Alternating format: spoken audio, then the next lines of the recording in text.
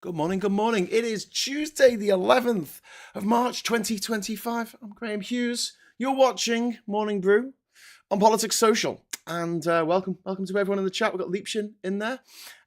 We've got Pete's Music. We've got Alan Johnson. We've got Koala Meat. We have got One Angry Pagan. How you doing? We've got Billy Kershaw and others, SG in there as well. If you'd like to join them, just hit that big juicy subscribe button. Just tap it, caress it gently, and then wait for a minute and you'll be able to add. You can opine merrily on the side of the screen here, but please don't be disrespectful. Don't be a troll or we will kick you off. Anyway, so yes, today we're going to be talking about the Trump session. The Trump session. I don't know if that works, does it? Trump session. Like a recession, but it's caused by Trump. So it's a Trump session. Sorry, my glasses aren't clean. And what happens is, when you haven't got clean glasses on a show like this, when you have lights beaming down on you, you know, like on a sunny day when you're driving your car and the lights on the windscreen and you can't really see because of the, yeah. If it was a bit darker, you could probably see. Anyway, moving on. Okay, so hey, here's the headline. $4 trillion has been wiped out. The biggest single day losses for years. Stocks are in free fall. Oil prices are sinking. Bitcoin is tanking and Wall Street is on the edge of panic. And what is the common denominator? Donald Judas Trump. Yes, that's right, ladies and gentlemen. Everyone's least favorite tyrant, orange, Mussolini, tangerine, twat, Hitler, Franco, arsehole, gobshite. Probably been demonetized now, don't care. The man is an absolute menace to all that is good. And so we're calling it the Trump session or the Trump slump. I prefer Trump slump because it's got, you know, it's got a bit of rhyme to it. But markets are absolutely crashing. We'll get into why that's happening. And then the question is the US heading for a full-blown recession? And do we care? Well, yes, unfortunately, we have to care because if America's economy starts tanking, it's going to drag us down with it. In the long run, this might actually be a good thing that we disentangle ourselves from the madness that is the United States of America. Those people are not reliable. They're not good friends of ours. We thought they were, but obviously they don't think much of us in Europe. They're quite happy for us to be attacked by people from Russia and North Korea and Iran and Libya, for them not to just do nothing about it, but to actively blind us Europeans so we don't know where the bombs and drones are coming from, which is a dick move, America. Dick move. Yeah, you're not showing up many supporters or any defenders on this side of the pond, or in Canada, or in Mexico, or half across America, actually. I think there's a good 50% of the population of America who are just curled up in a ball in the corner, just so embarrassed, so mortified, so cringing at what their country is doing in their name that they probably don't want to see daylight for another few months until it all goes away. Go into hibernation. I don't know. Have a free share on me, says Alan Jackson. Fuck yeah, mate. Thank you. Thank you for the super chat. First super chat of the morning. It's very kind of you. Morning all, says Plum Duff. Morning, Plum Duff. What happens next? You know, what are the impact of Trump's chaotic policies going to be on businesses, workers, and everyday people, pensioners? We'll get into it. So the numbers don't lie. The state of the economy in America at the moment is a market in free fall. The S&P, the Standard & Poor, is down 9% in a month, the biggest decline since 2022. Dow Jones is plummeted 900 points in a single day. Nasdaq is down 4% in a day, confirming a correction. That was 10% down from the peak. Mass sell-offs in tech. Tesla is down 15%. Oh dear, how sad. Never mind. Nvidia is down 5%. Meta, Amazon, and Alphabet are all plunging as well. And Paul Ewan says, "Are we still covering for Scott's song?" Thank you very much for the super chat there, Paul. Yeah. So if you didn't see Stateside last night, Scott came on not knowing that we were streaming. He thought we were just having like a pre-streaming chat, and he sung the entire song about Kyle's mum being a biatch from South Park. I was like, we're streaming. And he's like, oh shit, sorry, I didn't know. It's quite funny. Anyway, the Dow Jones has plummeted 900 points. That's insane, isn't it? Bond yields are collapsing and investors are running for safety, and there's global contagion here. Like I say, this isn't going to be contained in America. Asia, Europe, and India, stock markets are all suffering massive losses as a result of Donald Trump, as a result of one squishy, fat little orange twat is causing all of this trouble around the world. And he did it by declaring 25% on tariffs on Canada and Mexico, and then freezing them for a month, and then putting them back on, and then freezing them for another month, perhaps, and taking some of them away and putting some of them on, and then no one really knows what's going on. And uncertainty is like radioactive kryptonite to the market. You've got to understand the markets hate uncertainty. That's why they hated Brexit. We were either in or out, being halfway in the porch, deciding whether to go in or out like a fucking cat. That wasn't good for our economy, because it wasn't good for certainty, because people couldn't plan for the future, not knowing what was going to happen. Like, nobody knows what's going to happen in the future, really. But we can have some idea. If you have a Democrat president, things will just truck along, you know? It won't be very exciting, I'm afraid. It won't be like WrestleFucking-mania, you know, for the little smooth brains who think that politics should be like that. And so you'll just continue, I don't know, getting on with your life, I suppose. But when the Republicans are in, it's a fucking roller coaster. Yep, every time they get in, they make things go fucking crazy. It's just the thing they do. They just like doing it. So, you know, you wake up each day having a heart attack over what is happening in your country and the world. The new tariffs on China are set to hit in April, and businesses are rushing to stockpile goods before prices presumably skyrocket. However, China has shored up a little bit. It learned from last time Trump was in. And what they do is, this is why bilateral trade sanctions are just daft. I mean, if you're trying to trade sanctions on a country because they've done something naughty, they've gassed their own people or invaded somewhere else, then fair enough, you know, they're sanctions. But when you put trade tariffs on Canada, right? Okay, cool. Well, people can buy stuff from other countries. It doesn't really make any difference. If your goal is to get people to make more stuff in America, they'll just source it from elsewhere. And also, if the stuff that you need is coming from Canada, that's going to stop. So if the oil you need, if the lumber you need, if the electricity you need is coming from Canada, it's just going to stop. It's just going to stop. In the case of China, what they've done, being quite canny about all this since the last time, is they've said, oh, hang on, Trump, you know, why didn't you fuck off? And what we'll do, have you put any trade sanctions on Vietnam? Oh, no, okay, cool. Well, we'll just make everything in Vietnam. Chinese companies, Chinese owned, Chinese profits, but we'll make them in Vietnam, and then they get around the tariffs by making them in Vietnam. In a factory that's populated by Chinese workers who are moved to Vietnam from China, makes money for China, but it's not a Chinese product because it's made in Vietnam. There's ways around it. Now, what Trump could have done if he was serious about making tariffs work for America is what was actually suggested to him by one of his dickheads who works for him, who's obviously not as much of a dickhead as Trump, which isn't difficult, really. And he said, what you want to do is just put a 2.5% tariff on everything coming in from everywhere. That's it, across the board. Then it doesn't matter whether it comes from Vietnam or China. If you can source it from elsewhere, it doesn't matter. It's still going to cost the same. In fact, if you don't get it from Canada, well, you're going to have to get it from somewhere that's further away. And it's going to cost you more in transportation costs. So there's all this. Do you know what I mean? It's like, it is the stupidity of Brexit, all just in like one little nutshell. Which is Donald Trump, his disgusting gonad of a face. So yeah, what's happened here is this like whiplash effect where businesses and investors, they have no idea what's coming next, and so they sell. As Mikey said last night, one of his mates who's into finance, he's 90% cash now. So essentially, he's taken all of his stocks and shares. He's only got 10% of what he had in his stocks and shares and his portfolios and all that. And the other 90%, he's converted into cash. And he did that last week because he saw what was coming.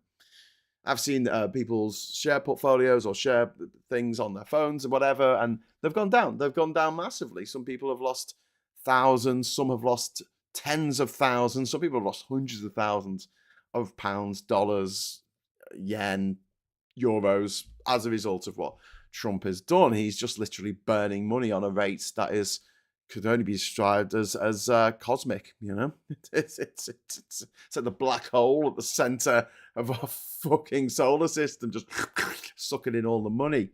And Trump insists that these tariffs, these 25% tariffs, will bring wealth back to America. But in reality, here's the thing, right?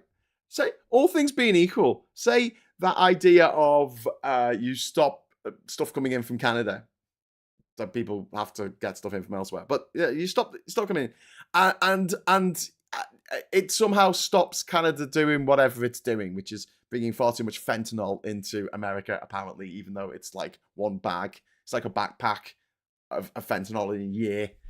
It's less than 1%, a fraction of 1% of the fentanyl coming into America. I mean, it's mind-blowing. Anyway, say it stops that, right?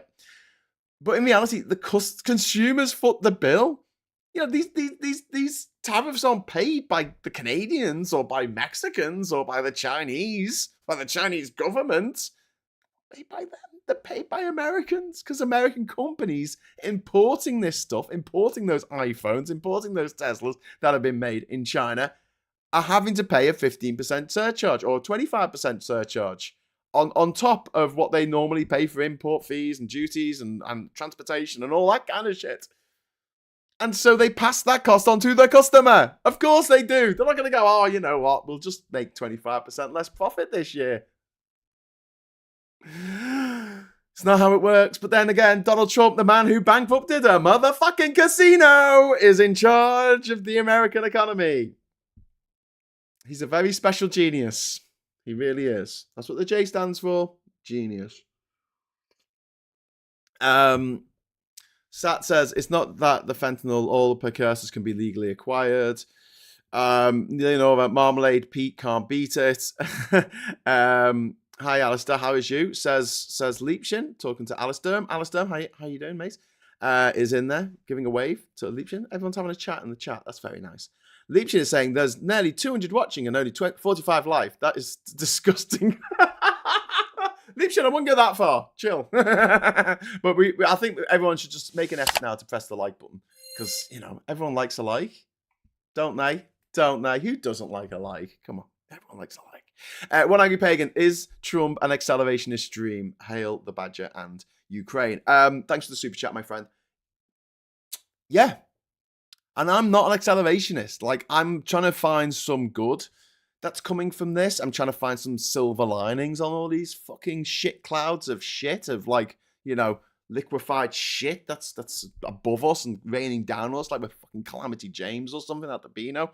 I'm looking for the positives that might come out of this at the end, but I'm in no way an accelerationist. I think that, you know, I'm a bit old-fashioned. I don't necessarily think that we need to throw the baby out with the bathwater. I think that democracy is the best way of doing things, but there's lots of different ways of doing democracy. I think that socialism is a better mindset than unfettered capitalism. I think that we should have government regulation on certain things, but not to the point where we can't build anything or do anything or start a business or anything because of all the bloody red tape. And one of the things I liked about the EU is it meant we could sell stuff around our own continent without so much red tape. Selling something from Durham here to Paris was just the same as selling it to Manchester. Someone in Manchester. It was just the same. Like, I just had to pay the postage, you know? That was it. We were all one part of one customs union, one single market. It made life so much easier. And that's what we want. Adding this extra layers of complexity is weirdly a Tory thing to do. Like Trump's doing in America right now. He's adding these layers of complexity. Got to work out how much things are worth coming in and how much 25% tariff is going to be on that. Does that include the shipping? Does that include the other customs fees? Does that include, you know, does it? I don't know. You've got to pay people to find out.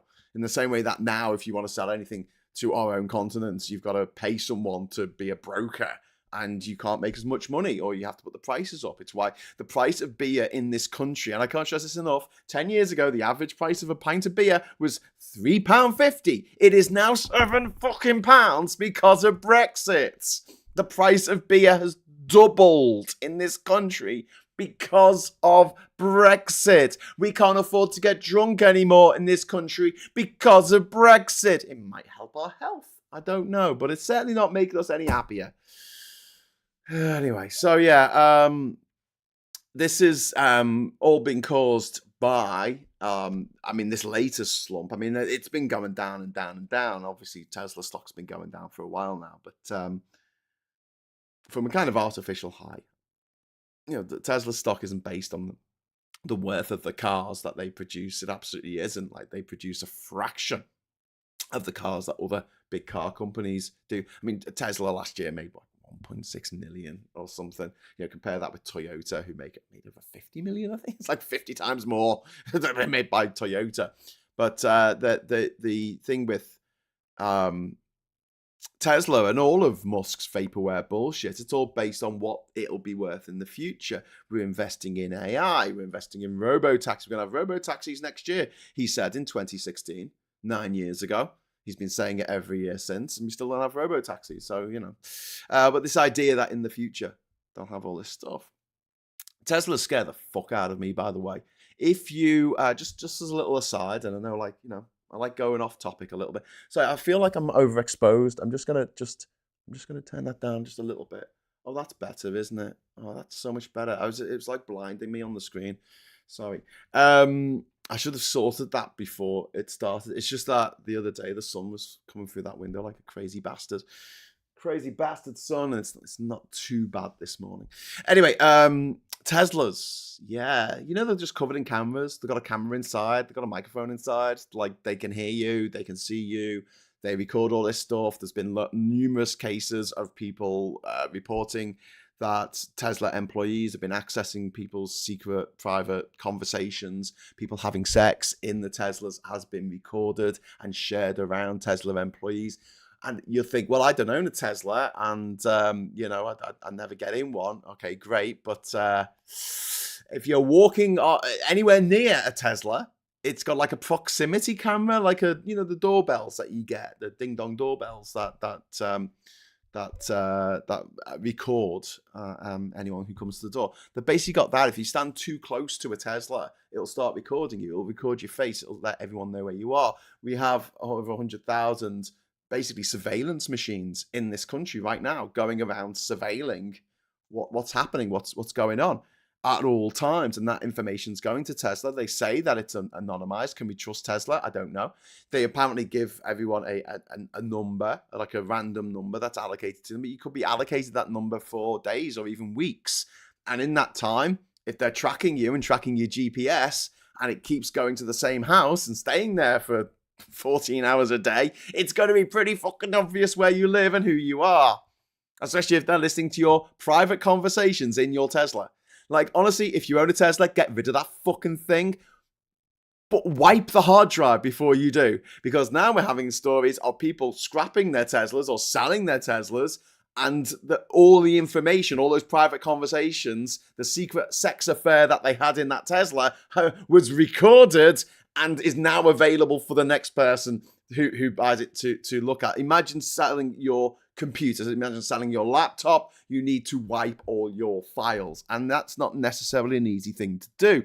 I had to send my laptop off for repair last month, and I tried to sign out of Google, because if you get access to Google, you get access to all of my passwords, all of them, because they're all in Google's cloud thing. And yes, I do have two-factor authentication, but because of Windows Hello, you can actually, if you know the password, the PIN code to someone's computer, you can get into every single app, all their banking apps, all of their messages, all of their emails. You can get into everything with just 4 numbers, and you have to give those numbers to the people who are fixing your computer in order for them to turn on your computer in order to fix it. Okay, so it's really, really risky at the moment giving your computer to a tech place without absolutely wiping it, but more importantly, wiping out all your user data and signing out of Google to the point where, and Microsoft, and anything else that you might be signed into, because it causes like this cascade effect. If people know what the your PIN number is to get into your laptop, they can get into everything, essentially.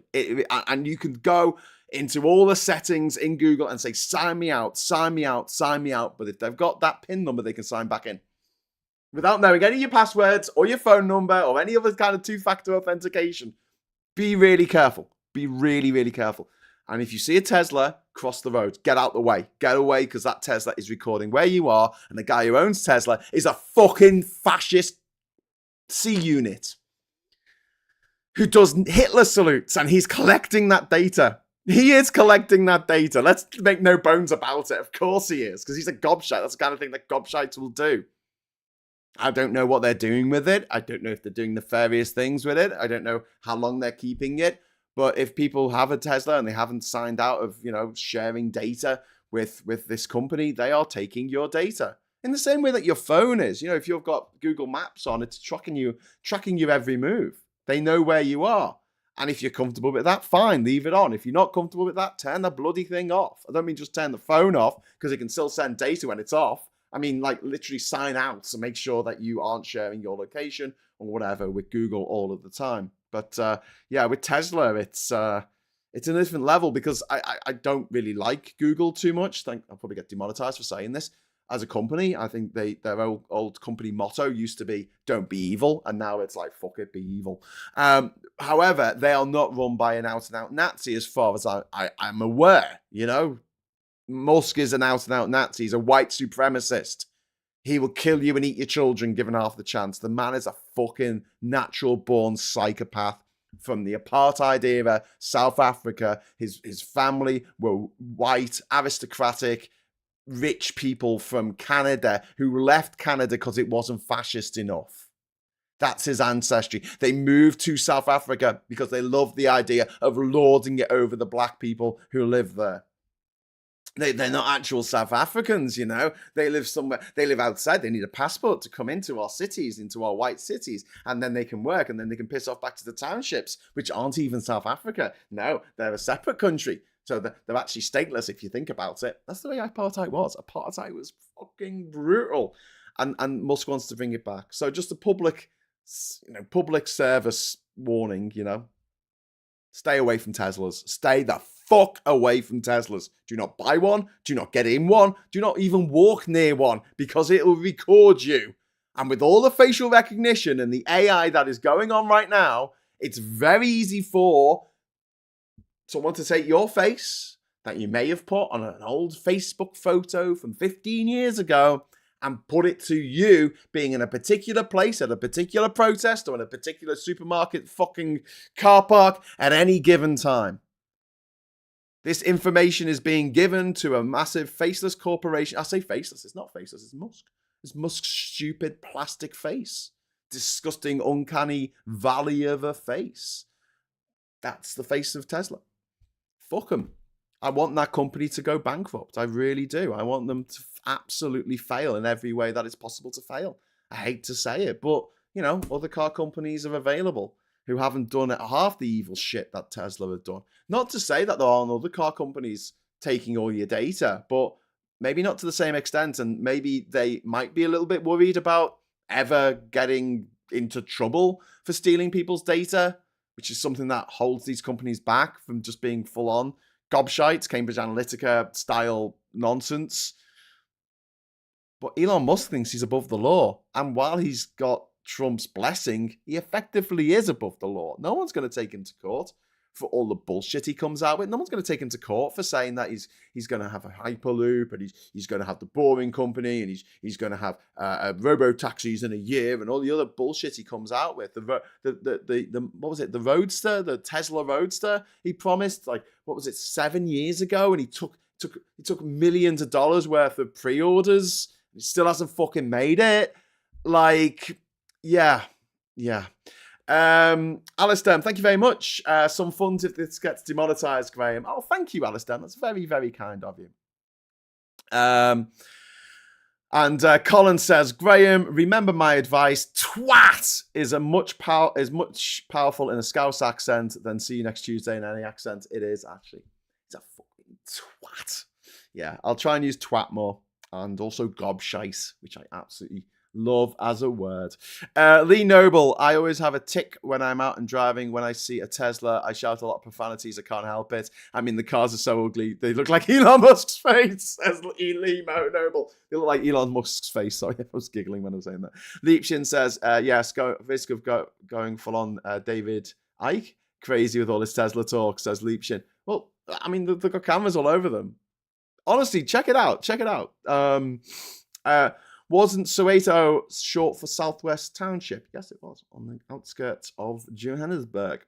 Captain Coconut, metadata is the new money earner for companies. We can assume they're all doing it as it is profitable to do so. Yeah, I mean, that's a lot of the money that Tesla is apparently worth. That's where it comes from. Like Tesla's, even though it's lost 15% of its value, even though it's lost so much of its value over the recent weeks, it's still worth 10 times more than Toyota. You know, it's just like in the stock markets, and it makes no sense. It makes absolutely, it's got no, to any of us, we're like, hang on, but it's a car company. It's not a car company, it's a tech company.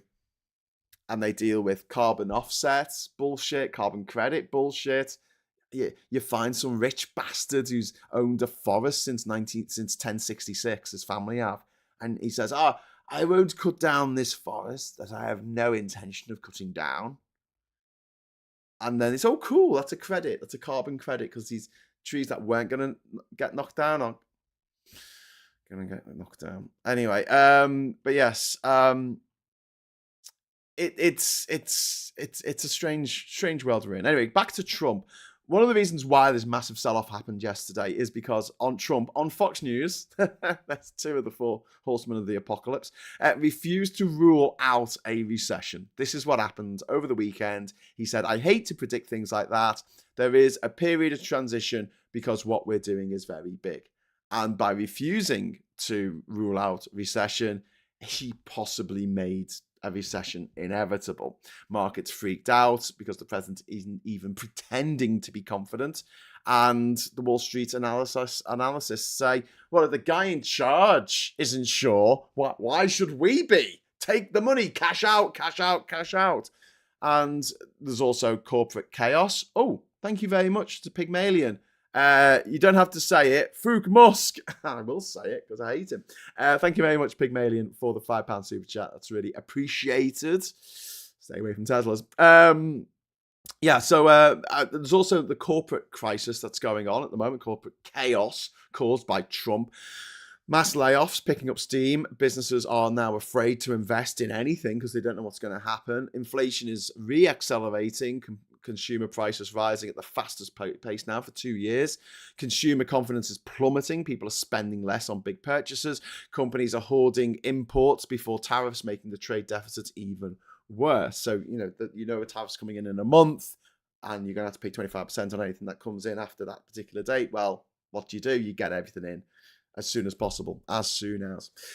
Government in turmoil, Trump's firing spree. Thousands of government workers have been purged. This means that not only is the unemployment rate going up through the roof, you've also got key departments which are understaffed, which are slowing economic responses. And also, while the White House itself is like scrambling to reassure investors, Trump himself has gone fucking AWOL. I think he was playing golf or something yesterday. He wasn't giving a fuck. He's just gone, oh yeah, whatever.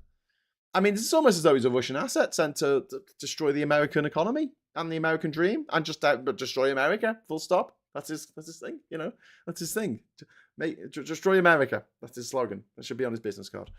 And then, is America heading for a full-blown recession? And the official definition of a recession is a significant decline in economic activity across multiple sectors lasting more than a few months. So generally, we see it as 2 quarters in which the GDP goes down. Okay, that's effectively what it is. I know it's a bit more complicated than that, but if you have 2 quarters of the year, and for those 2 quarters, your economy takes a bit of a nosedive, it can be like 0.1%.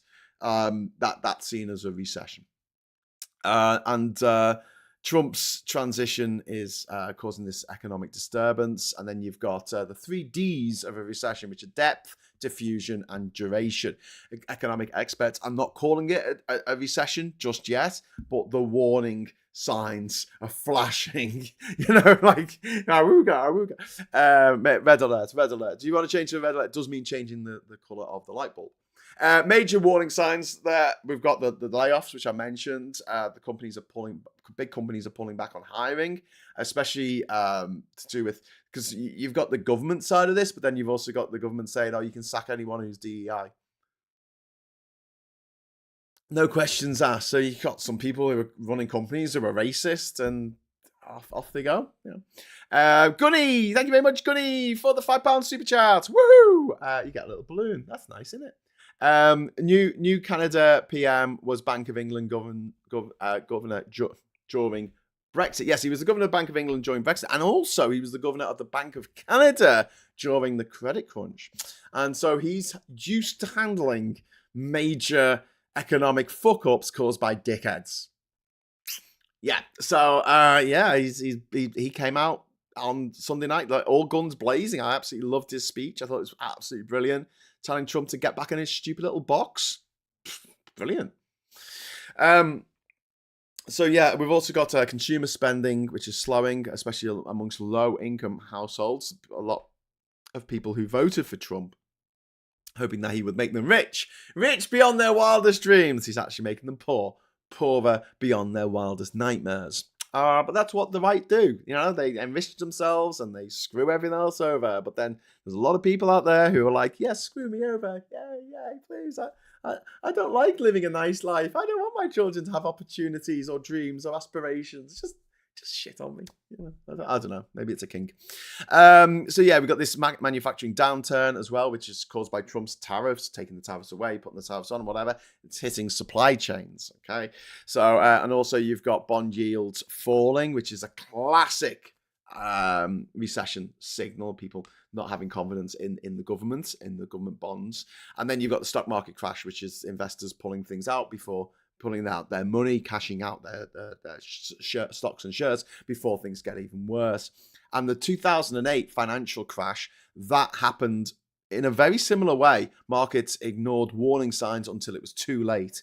And the Trump slump could be a slow motion collapse rather than an immediate crash. But at this moment, we just don't know. And that uncertainty is fueling it. It becomes a self-fulfilling prophecy. You create uncertainty, the markets go down, that makes more uncertainty, the markets go further down, that causes more uncertainty. Vicious circle. So who gets hurt the most? Well, working class Americans, basically. Oh, Jovian. Thank you very much, Jovian, for the £5 super chat. Everyone's being very generous this morning. Thank you, sir. It's interesting. Canada will have a non-politician's PM. We should try that here. Graham for PM. Oh, no. I'll be so shit at it. I would be so shit at it, Jovian. I think I'd be good as like a spokesperson. Maybe. If it was given a sort of like some notes to stick by and told not to swear and not to go off on one. But I think I'd find it very difficult to be do the job that Starmer's doing at the moment and be all diplomatic with someone like Trump. I just want to deck him. And I'm not a violent person. I'm a lover, not a fighter. But seriously, if someone deserves a fucking punch to the chops, it's that guy. I mean, he's just ruining the world. He's ruining everything that was once good, isn't he?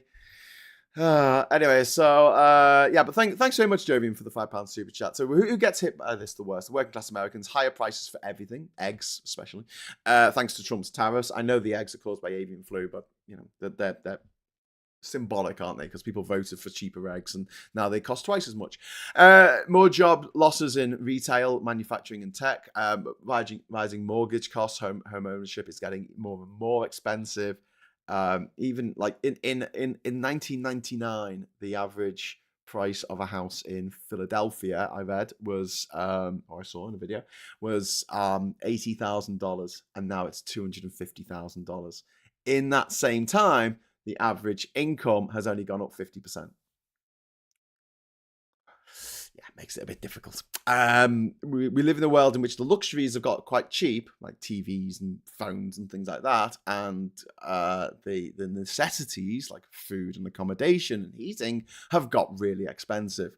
It's a topsy-turvy world, but someone's got to make some money, haven't they? Just not us.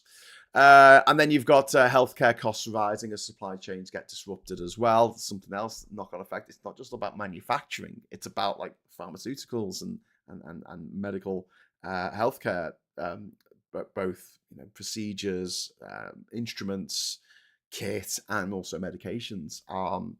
There's a lot to be factored in. Like if you have an MRI scanner and you need a component for it, and that component is made in China, that's going to cost you 20% more now because of Trump's tariff to put that into your MRI machine. That cost will be passed on to your patients. And in America, where their health system is fucking bonkers, but they look at our NHS and they're like, well, check out the NHS. I mean, that really sucks. And you're like, well, actually, it sucks when the right are in. When the left are in, it tends to do a bit better. Umka, thank you very much for the €5. It's very kind of you. Thank you, Umka. It can be a deliberate plan. Trump bankrupted his companies to make money out of it. Now he's damping the whole USA for his profit. Yeah, I go with that.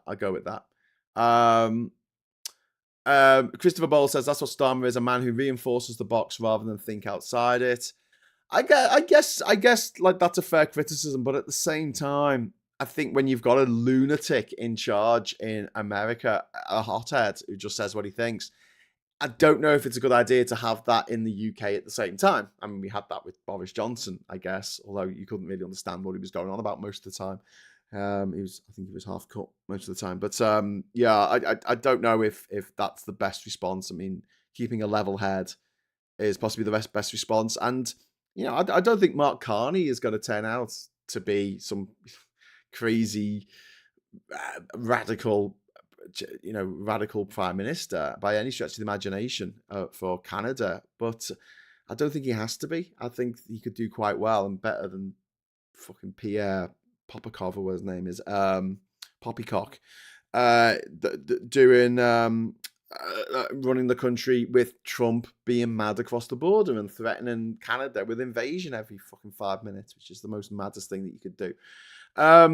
Yeah, anyways, back to who's getting affected. So working class Americans, small businesses, they can't afford to keep up with the rising costs from these tariffs. Uncertainty equals no investment. No investment equals no growth. That's the way the system works. So no one's putting money in stuff. America is essentially Brexiting from the world right now. And these are the effects that you'll see. Brexit was the petri dish. Brexit was the canary in the coal mine. It was the test bed, the prototype for what Trump is doing. He's bringing his own brand of disaster capitalism. Well, Milton Friedman's brand of disaster capitalism to America. And then you've got the risk of closures and mass layoffs. Also, who else is being affected? Well, the global markets, which includes us, Canada, Mexico, China, the EU, all retaliating with their own tariffs and their own,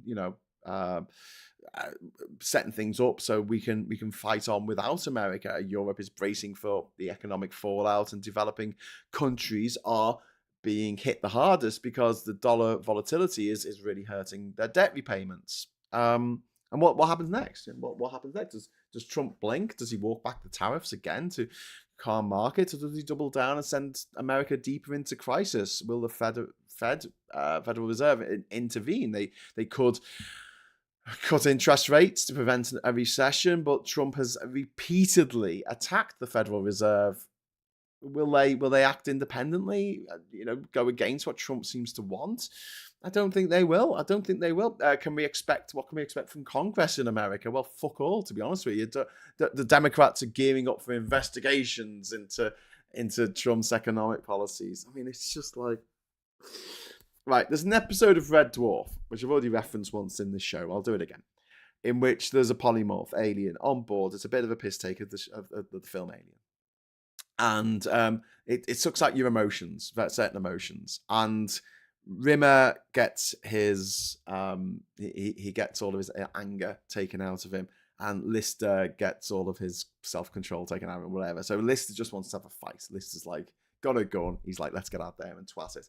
But Rimmer's like, no, we should have a committee meeting about it. And he's smoking a pipe. He's wearing a t-shirt that says, give Keisha a chance. It's very funny.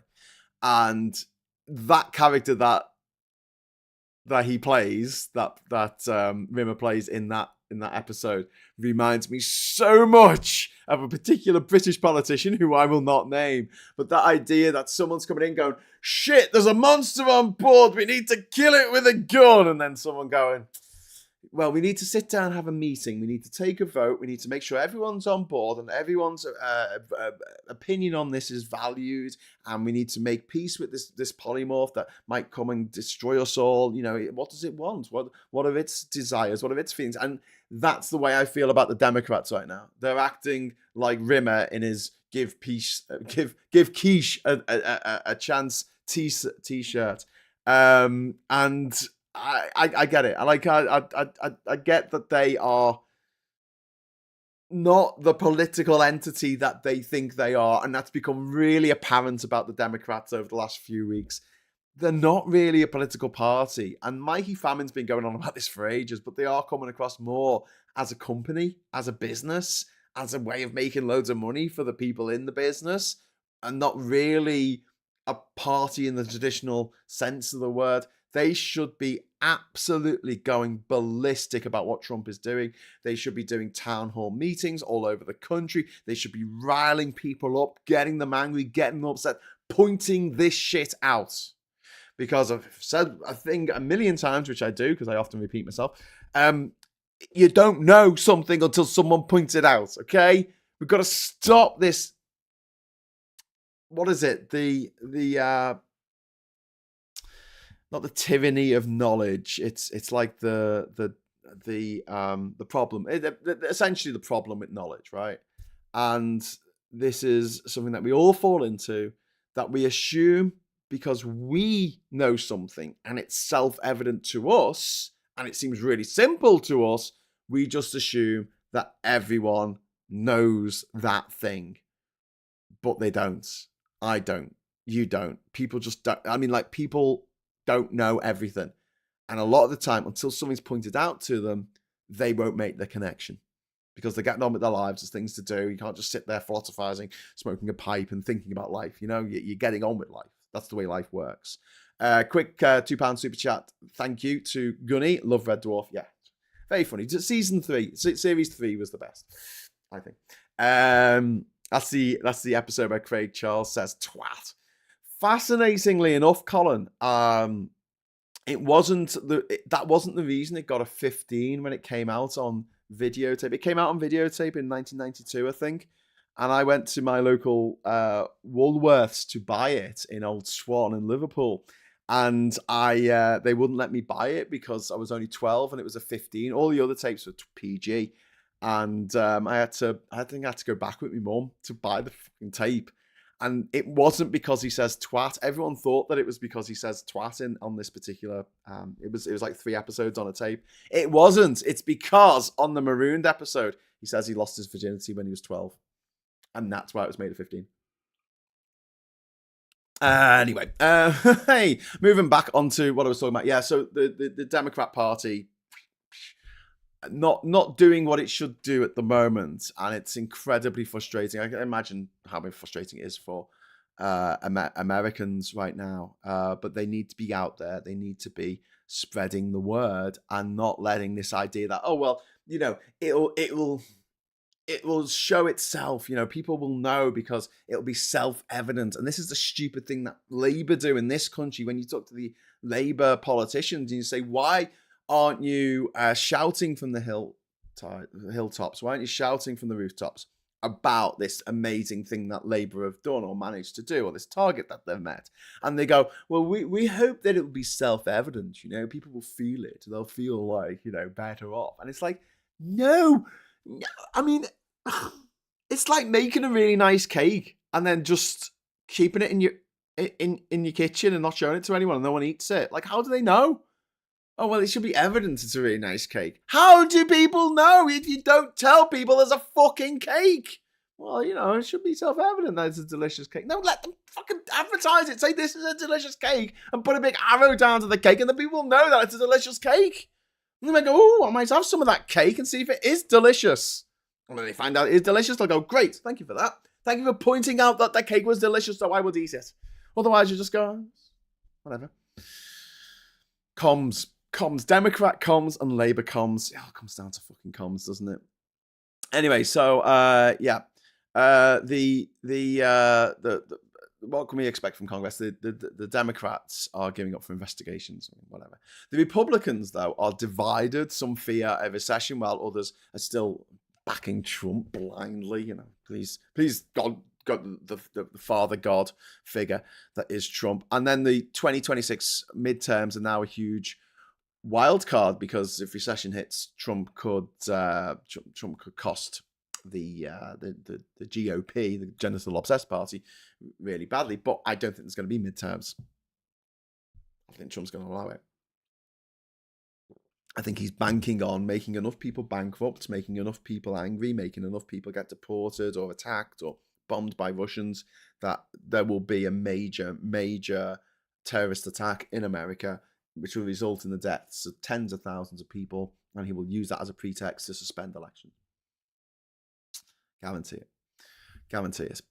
Anyway, so you know, what does it mean for you? Well, I mean, I would say for anyone who bets on stocks and shares, don't, until the market stabilizes. Avoid big investments. You know, watch out for layoffs in your industry. I mean, you might find that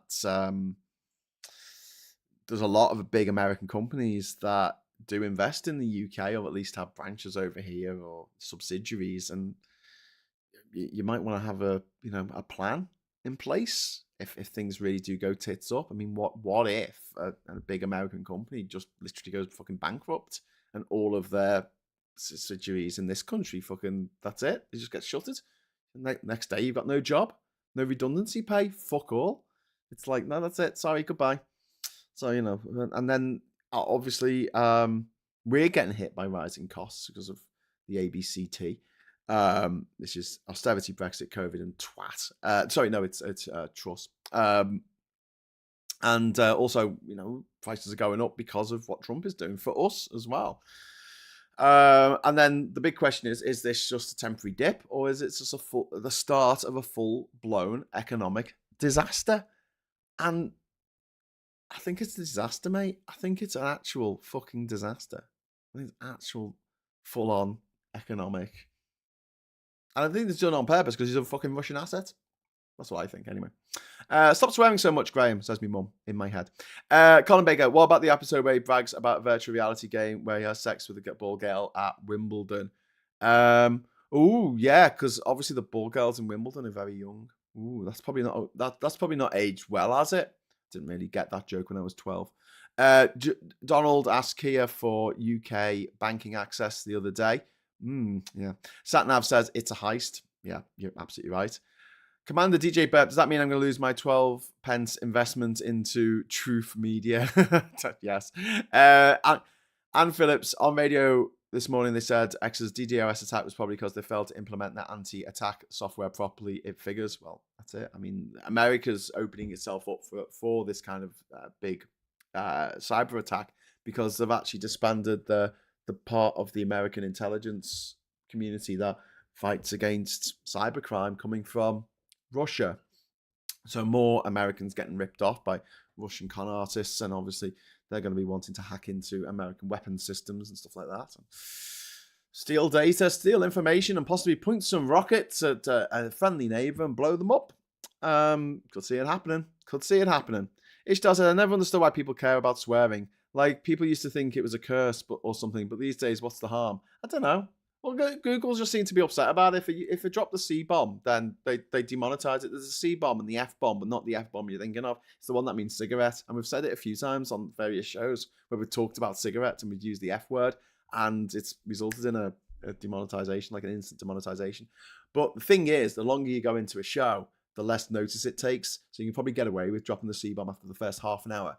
Because I've noticed that when I've tried to use AI to scan video transcripts and say, you know, what's in this video from a travel stuff. So it's a 1 hour video And a lot of the time it only do the first 10 minutes and then it gets bored or something and goes off into something else and it pretends that the first 10 minutes of the whole video and you're like, well, what about this bit where I went here? It's like, oh yeah, I'll do that again. And it does like the first 15 minutes and you're like, can you do the whole video, please? And it's a bit of a back and forth, but you know how it is. Paul Ewan, North Koreans withdraw billions out of Bitcoin Ponzi's this week. Yep, they absolutely did. And Duke Vengeance says, my birthday buddy, Mike Galsworthy, is in Ukraine right now. He is indeed. Friend of the channel, Mike Galsworthy, who's also the head of the European movement. He is in Ukraine showing solidarity right now. You can follow him on various social media outlets. Most notably, I've seen him on Blue Sky. It's just at Mike Galsworthy. You can find him pretty easily.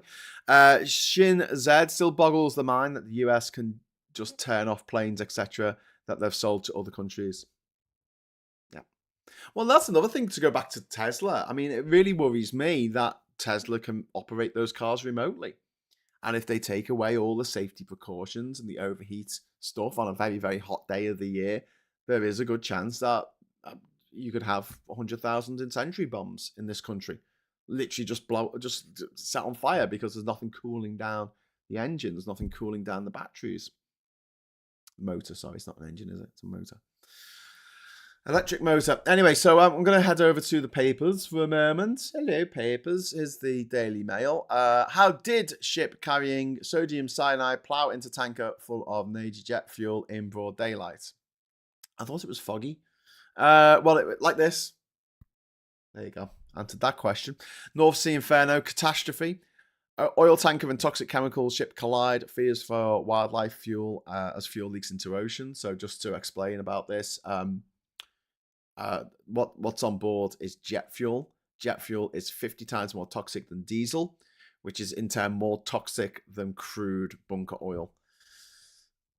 Yeah, really bad. Really, really bad. The only good thing is, because it is a lighter oil, it will burn off. So hopefully in the big inferno, a lot of it's burning off and not getting into the water.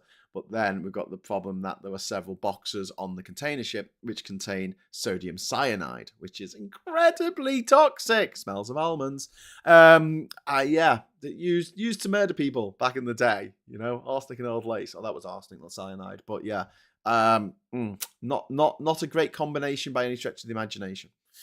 And how it happened, I'll tell you how it happened, because the English Channel and the North Sea around that side of the UK is insane. Like, it is insane. So if you've been on a cargo ship and you've been looking at the charts all the way across the Atlantic, you'll see there's fuck all on the charts, right? It's just whatever, you know. It's open ocean. There's an island, maybe one. It's 500 miles away. There's a little X where the Titanic sank. Okay, that's it. And you hit the channel. Jesus Christ. That bit of the North Sea to the east of England. And it is just bedlam. You look at the chart and it looks like a child has just scrawled all over it. There are submarine cables. There's shipwrecks up the Kazooie. There are buoys in the water. There's lighthouses. There's wind turbines. There's oil platforms. There's I mean the amount of hazards and shit are just absolutely everywhere.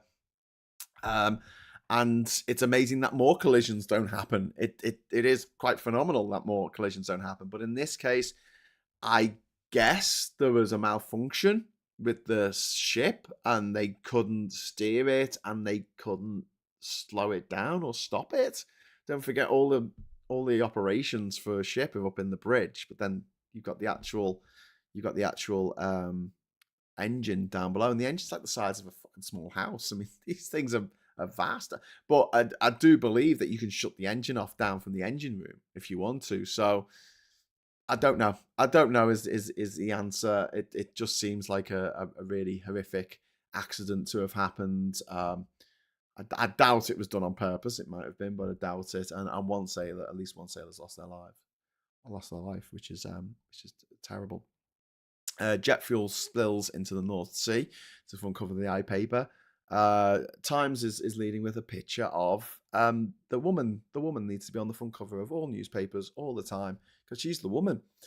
Spend billions now to put UK on the war footing, Starmer told by someone. Okay. Eco disaster fears after ships collide in North Sea, toxic chemicals threatening rare habitats. Yep. Do you know what would really help if we didn't have to transport really dangerous stuff around the world like this?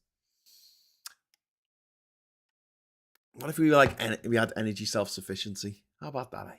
How about that? So we went just like, you know, we didn't have oil tankers. 50% of the ships on the ocean at the moment are just moving fossil fuels around. Just shunting, they're burning fossil fuels and moving them around. There's a picture of the woman here. She's wearing pearls, so that's worth putting on the front of the Daily Telegraph. Cool, it's all good. They've got a guide to Cheltenham where you can go and get COVID. Oh, that was 5 years ago. Farmer hit again in farm Rainer land grab. Owners will be forced to sell fields at lower value as latest attack on rural Britain. Okay, Telegraph having a little fever dream there.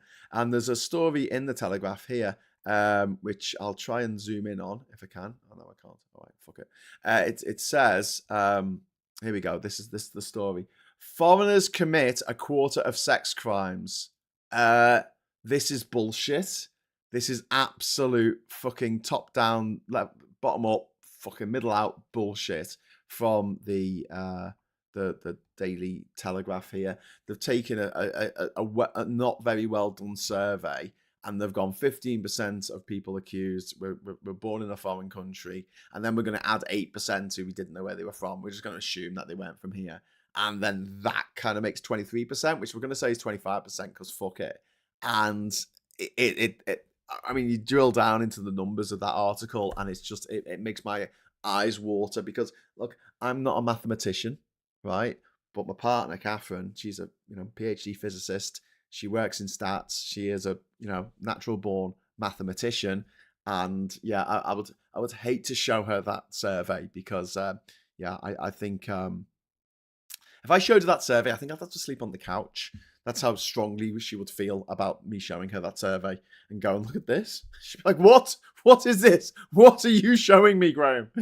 Anyway, Daily Telegraph there talking absolute bullshit as always. But, got a nice picture of the lady who looks like she's in Wallace and Gromit on that picture, which is fine. The Guardian here, number of jobless, indefensible, says PM amid criticism over cuts.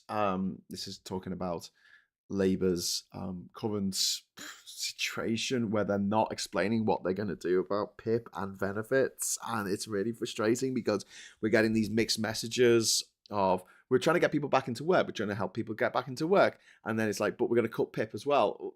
What are you going to cut it by getting people back into work so they don't need it? I mean, but it's supposed to be a supplement to working because you need an extra bit of money to. I don't know. Labour comms can fuck off and into the sea. Really painful situation that we're in at the moment. However, I hope, and I hope I'm not wrong on this. I hope that there's enough Labour MPs that if it does come to the crunch, that people are going to be a lot worse off. The most vulnerable people in society are going to be worse off. There'll be a massive rebellion by Labour MPs who are just like, no, we're not doing this to our constituents. This is madness. I agree that the Tories have produced a society in which the people who are born in lower socioeconomic brackets feel disenfranchised.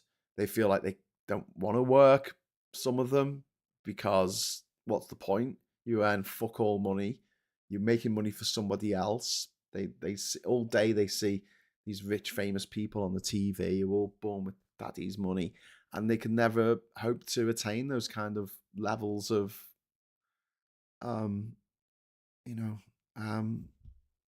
success in life, if you want to call it that.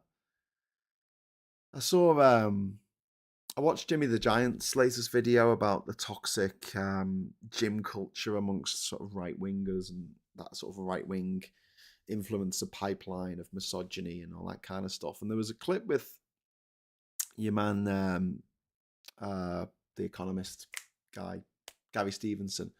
And he pointed out something that I've been rambling on about for years, which is this. He said, economic sort of, doing better for yourself by working hard only works at a very small level. So if you've got neighbors living in, the same area, went to the same school, and one of them works really, really hard, and the other one just sits on his arse all day playing PlayStation, the one who works really hard will do relatively better than the person sitting on their arse smoking dope playing PlayStation, right? But here's the thing. There's a kid born 3 miles down the road to a very rich landed aristocratic family who's been to a private school, and he's going to do better in life sitting on the couch playing video games than the working class lad 3 miles up the road who is working its absolute arse off every hour God sends. And there are some systemic problems in society at the moment which we need to get over. One of the big problems is housing. And Labour need to be radical in the way that we respond to the issue of housing. We need to stop private landlords. That's it. They need to be stopped. We can't have people profiteering from desperation, which is what private landlords do. I think that landlords, if you are and you see to benefits, those benefits shouldn't be going to a fucking landlord, to pay their mortgage on their second home. I think that you should be in a council house, but we've sold off the council houses and the Tories didn't make any more in order to create this kind of situation where they can say, oh, well, your life's shit, you're not going anywhere, there's no social mobility anymore. It's not the fault of the aristocracy and the Nepo babies and the privately educated mafia. No, it's not them. It's not them. It's actually foreigners. It's trans people. Jen said DWP is also root and branch, reform or die. Nick and Diff, I'm not going to comment on these benefits cuts until I see them. There's too much scaremongering going on. Yeah, Nick, I feel the same way. However, at the same time, I do feel very strongly that Labour should be at least alleviating some of the stress that people are feeling as a result of them talking about this, about what's going to happen. Phil's line is just ignore the chaff, ignore the noise. Wait till you see what the actual policies are, and then we can go forward on that. So fingers crossed. But again, Labour comms, Democrat comms, what the fuck is wrong with them? It's because all the big advertising agencies like your Saatchi and Saatchi's, like Charles Saatchi, who famously beat his wife in a fucking restaurant. Those nice people, those nice privately educated people, aren't they lovely? They're so nice to each other. Him and his mates, all those advertising gurus work for the other side. I mean, we got led by donkeys who would be fantastic doing an advertising push for a given political party, but I don't think they're interested in working for Labour by any stretch of the imagination. Sean said, I was told by a director of Ensley Insurance that you only have a job because you're cheap Labour. They were part of the NUS. We had an NUS bar. That's mad. I looked all last night to try and find anything, and it's just hearsay, says Duke Vengeance, about these cuts that are apparently coming in. It's a bit rough to have. I have to move into a caravan illegally, says Midnight Moves. Yeah, it's not great for anyone. Thorborg says, all baby boomers trying to build their nest egg off other people. Yeah, but the mad thing is that we have a we have an older generation who are hoarding a lot of the money. 90% of the wealth in this country is held by the baby boomers. 90%. That figure should freak you the fuck out. I mean, it freaks me just as much as the fact that only 7% of the population go to private school, and yet only 8% of the 93%, or the working class bit of the 93% who didn't go to private school and went to a state school, work in TV and media, TV and film in this country. 8% of people working in TV and film right now are working class. It's completely on its head. Should be 8% of it should be 8% of privately educated people. That's what it should be in a meritocracy. We don't live in a meritocracy. But who do they blame?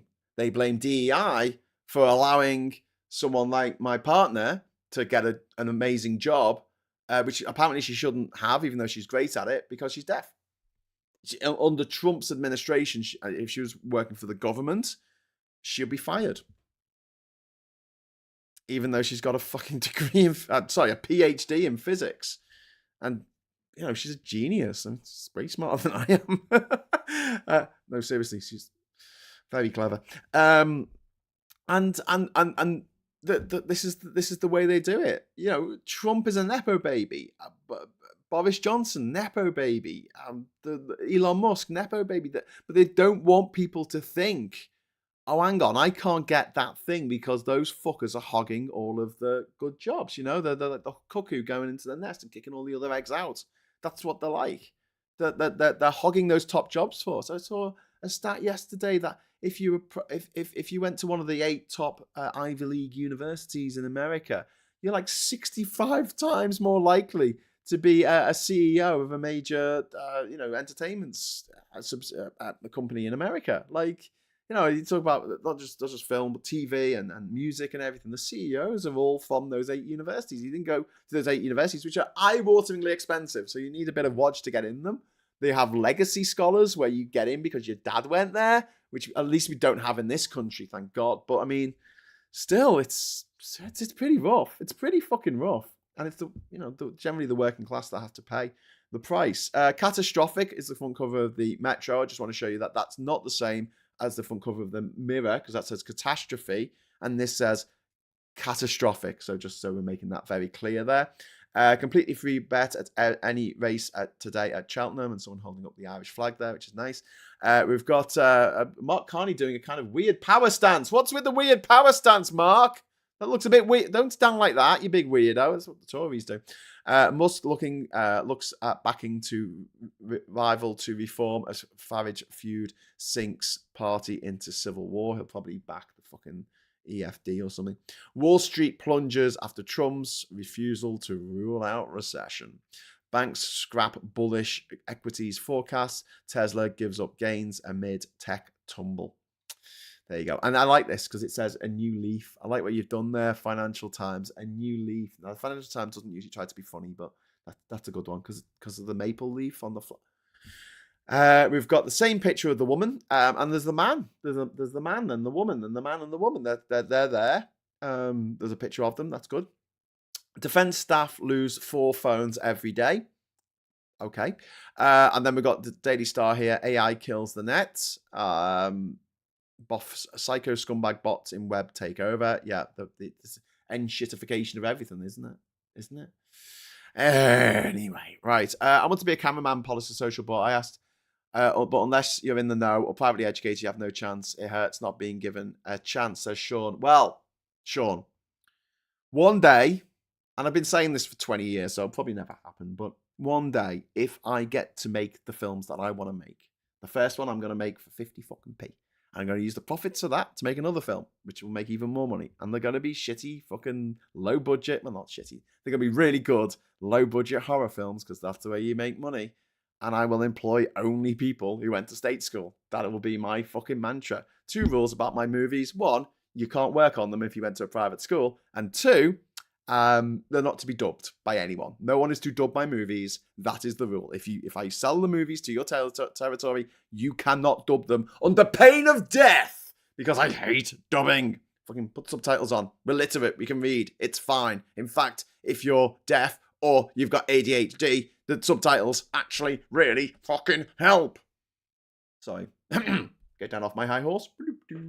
But yeah, I'd love to do that. I'd love to start what would be essentially factory records, but for film. And we could do it. I mean, it's so much cheaper to make films now. People make films on iPhones these days.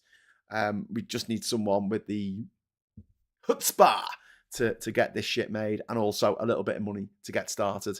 I don't have that money at the moment. Maybe if I, play my cards right, I might have that money in a few years' time. I don't know. At the moment, I'm struggling to just keep my head above water, to pay off my debts, to give my partner some money each month towards the bills because they've gone through the fucking roof because of Brexit and 14 years of Tory fucking chaos. So yeah, not at the moment, but I have plans and I have designs, and I'll say this about myself. I'm a doer. If I say I'm going to fucking do something, I'll generally fucking do it if I can. It's just when there's a big block stopping me from doing it, when there's a gatekeeper who's like, I say, can I do this thing? And they're like, no, might not work. I'm like, okay, well, I won't do the thing then. If I can do it off my own back, then it'll get fucking done. But something like writing the next Man of the World book, the problem with that is like I would literally have to not do videos and stuff like this for 6 months, and I can't afford to do that at the moment because the interest is accruing on my debts, and so I have to keep working. I have to keep making shows. I have to keep doing what I do to make just enough money to fucking keep my head above water.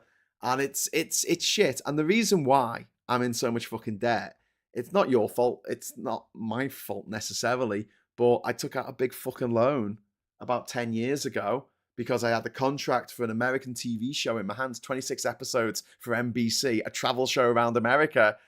And, I had it in my fucking hands. And so I took a loan out on the basis that I was going to get paid for that.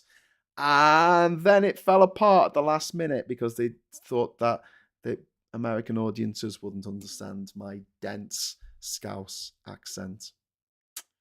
Yeah. And since then, we've had Brexit, we've had Trump, we've had COVID, we've had austerity, we've had fucking Theresa May and Liz Truss and Boris Johnson and Rishi Sunak.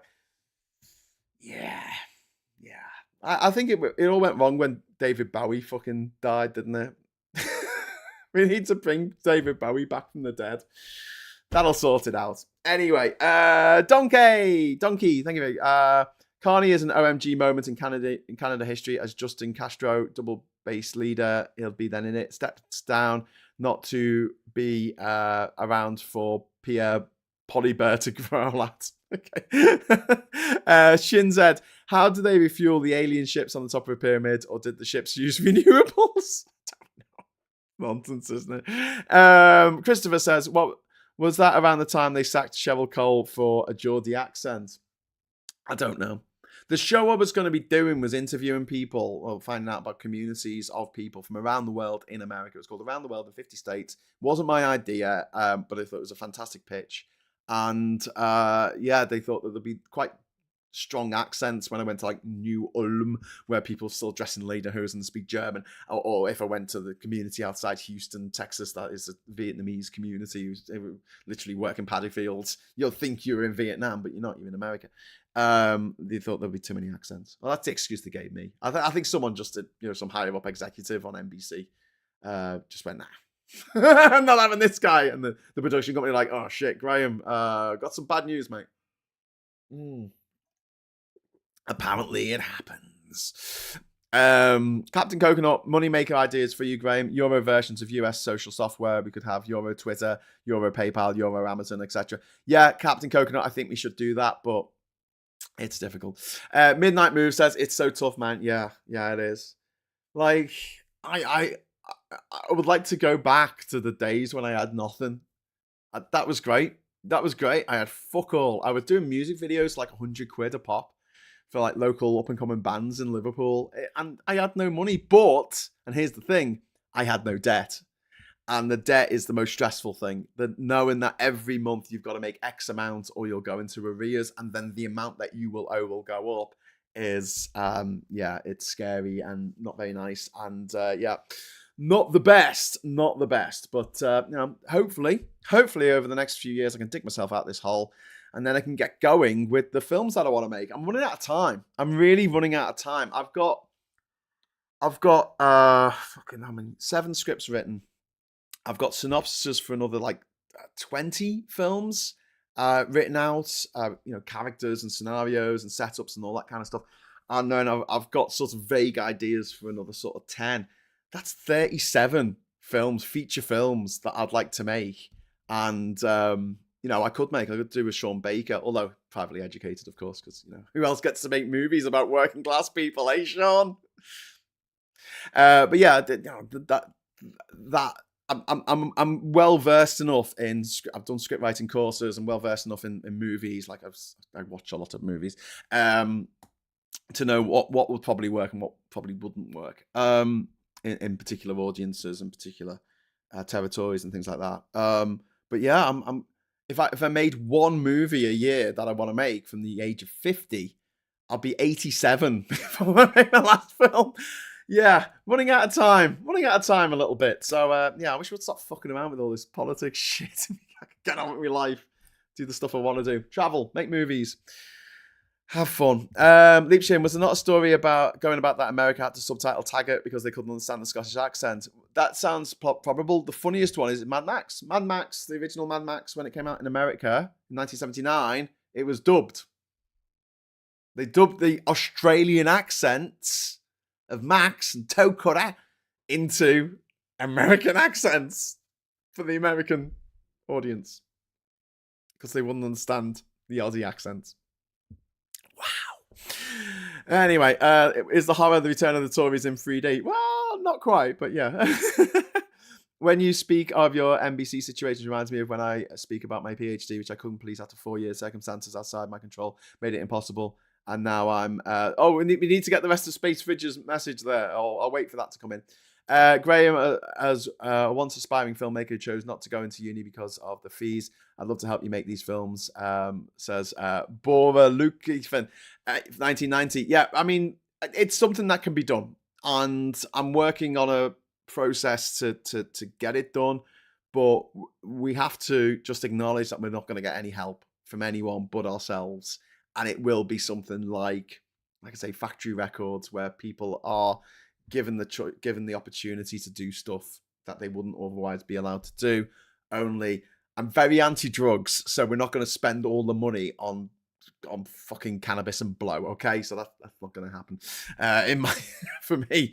But yeah, I would like to have a situation in which we have a generation of young, up and coming, aspiring artists, whether that's in music or in film or in TV or actual art, and they're given a universal basic income every month, so they know they're going to get at least, say, 500 quid a month to pay the bills, to pay, whatever they need to do, and then whatever they make on top of that, they keep. That's the dream. That's the dream. But if we're going to do that, we have to do that together, and that will allow people the opportunity to write books and to make short films and longer feature-length films and stuff like that, because they won't be fearing the debt all the time, fearing the not being able to pay the rent. When are you and Tan doing a film show, says Alistair? I don't know. We talked about that, didn't we? I'm trying to get Tan and Aid together, maybe on a Friday night, for us, the three of us, to do a live show. Just the three of us. I can see if I really, really want to make it work, because I think the dynamic between the three of us is quite similar, and we're all quite sweary and funny in our own little ways. And Tan has the audience. I've got the production stuff. Aid's got the mad editing skills, so we all sort of complement each other. So it's really good idea, and I really would like to do that. So watch this space. As for a movie show, I don't know. I like talking movies with Ben Chambers, because he's very he likes his mainstream stuff, but he doesn't like superhero movies and stuff like that. Tan is more into art house films, which are a bit hit and miss for me. Like, sometimes I'll watch an art house film and I'll be like, oh, this is boss, and then I'll watch another one, I'll be like, this is shit, why did they spend money on this? But then again, I feel like the same way about blockbusters. But one thing about films and me is I don't dismiss any films by the genre. I'll dismiss films by, who directed it, or who wrote it, or who's in it, or whatever, or, the review saying it's shit. But I won't say I don't watch musicals. I don't watch kids films. I don't watch sci-fi. I don't watch this or don't watch that. If you are interested in movies and stuff, I don't think there should be any kind of movies that are shut off to you, because there are always great examples in every single genre that exists of really great movies, great entertaining movies. And sometimes, it might be a movie that I don't even like particularly myself, but I can see why people see merit in it. I see why people enjoy it, I should probably say. Except for Adam Sandler comedies. I don't know why anyone enjoys them. Tutu, I'm now left with no PhD and £80,000 of student debt after putting many eggs in that basket. It weighs very heavily, says Space Fridge. Bloody hell. Space Fridge, that's really shit. I'm really sorry to read that, mate. It took Catherine, I think it was 7 years for her PhD. And yeah, it's really shit that they make it so that education and all the fun jobs are becoming more and more the reserve of the rich Nepo babies who can afford it. Accommodation. Owning your own house is now a dream that has been snatched from us staties, from a lot of us who never, ever, ever expect to own a house in this country. I never expect to own a house. This is not my house. It's my partner's house. I never expect to own a house in this country.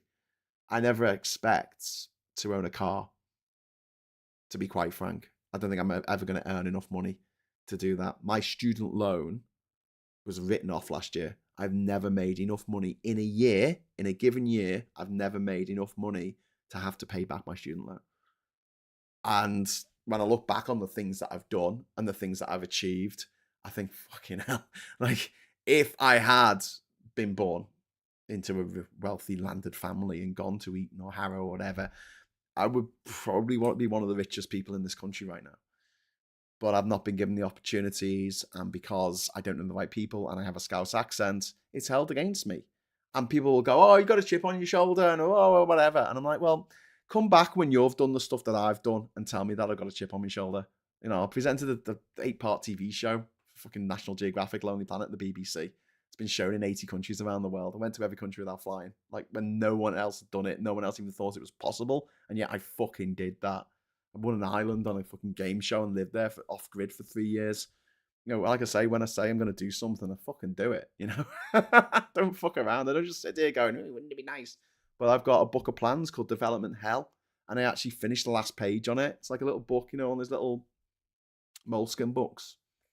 Finished the last page yesterday. I'll have to get a new one now called Development Hell. It's all my ideas for TV shows, for adventures, for films, for radio, for plays, and musicals. It's all there. It's all there.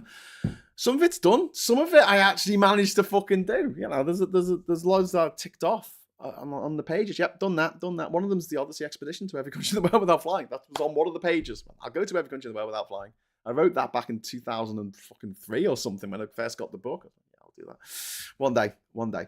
Anyway, so I don't think you'll have any staffing issues. Do a film show style in the style of Mystery Science Theater 3000, lol. Yeah, Leap Shit, it's funny you should mention that.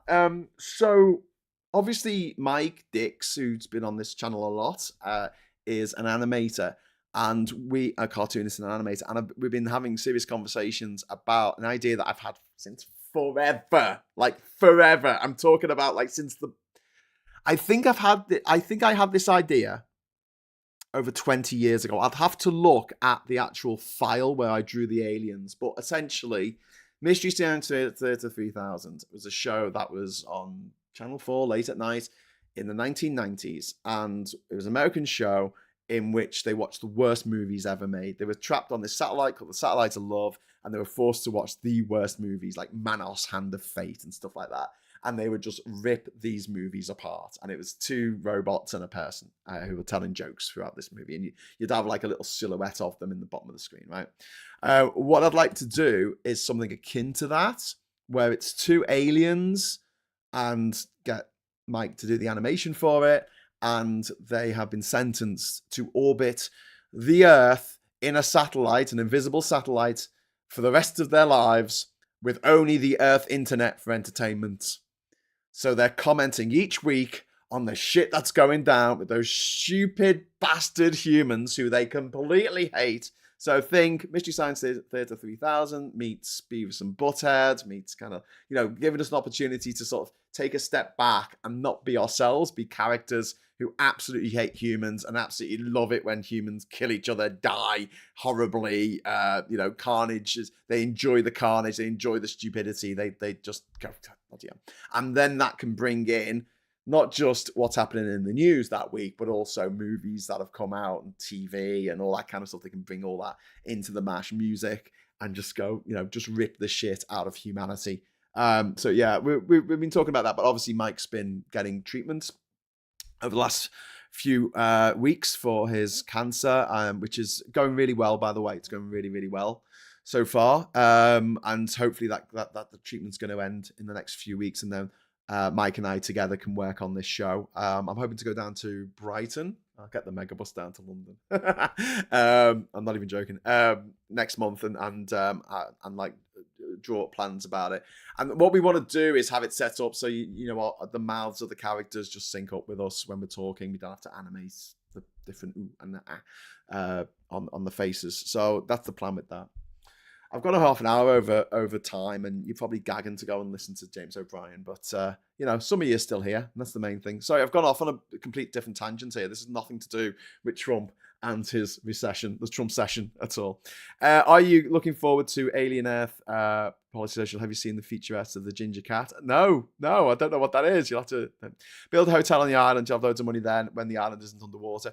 Shin said, yeah, but I've got no money to build the hotel. You need money to make money, and I don't have any money. No one I know has any money because they're all fucking penniless artists. I don't hang out in that kind of upper echelons. And when I try to ask people who have got loads of money for a little bit of their money, their reply is always no. Like, it is always no. I mean, maybe after 46 years of people saying no, I'll take the hint at some point, but it's always no.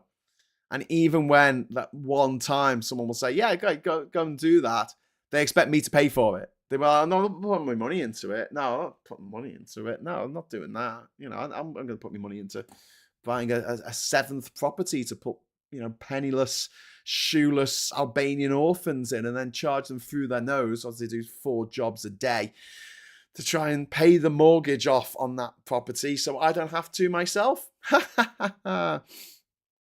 Sean says, I'm in £50,000 debt with student loans, says Sean. Yeah, I appreciate that. I've been in quite a lot of debt, but never to the tune of 80,000, says Duke Vengeance. Yeah, we had some serious financial problems in our uni. Space Fridge ended up not doing my exams as my degree top up as my dad died, and they didn't do the results. Oh, I'm sorry to hear that, Sean. That really fucking sucks. Graham, I can do death scream growl vocals for creature sounds if you're interested. Thanks, One Angry Pagan. I think that'll be all right. Christopher says, Mystery Science Days of 3000 is on Pluto TV last time I looked. Not creative, so cannot contribute any other way than be very enthusiastic audience member. Wish you the best and hope these projects come to fruition really soon, says SG. Oh, thank you, SG. Give us a like. That's all I ask for. That's all I want this morning off you that are still here watching this. Please give us a like and yeah, go with God. Thank you so much for watching. Thank you for the chats and the super chats. Thanks for being so supportive and supportive of other people in this community. It means a lot. Please head over to the Discord server. If you are a member of the channel or a patron, you should be able to access it. If you can't, please get in touch with me. Go to grahamdavidhughes.com and fill out the form at the bottom of the page, and I'll sort out whatever needs sorting out. But in the meantime, I just want to say thank you so much for sticking with this channel throughout the trials and tribulations. I should be back tonight with Geoscope. I don't have a co-host lined up at the moment because Ollie is busy. So hopefully, fingers crossed, we'll be able to get someone else in to talk about what's happening elsewhere in the world. We talk about, obviously, Britain and America a lot on this channel. Sometimes it's nice to spread the net a bit further out and find out what's happening in the Philippines, where Duterte is, there's an arrest warrant out for him. I might get into that. Okay, so until next time, I'll say thank you so much for watching. And as always, I'll say hello, good evening, welcome, and goodbye.